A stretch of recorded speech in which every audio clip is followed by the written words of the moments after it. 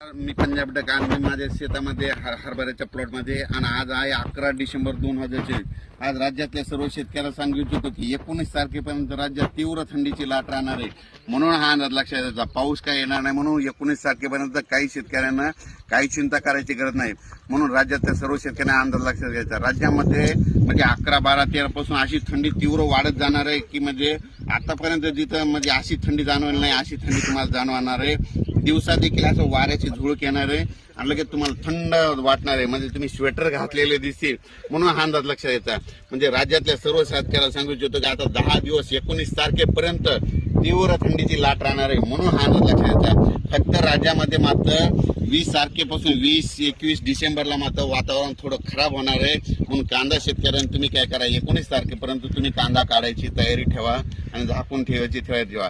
अचानक वातावरणात बदल झाला तर लगेच एक मेसेज दिला जाणार आहे. पण राज्यामध्ये 20 तारखेनंतर एकदा वातावरण राज्यात काही भागात खराब होणार आहे. म्हणून पूर्वकल्पना म्हणून हा अंदाज लक्षात घ्यायचा. धन्यवाद.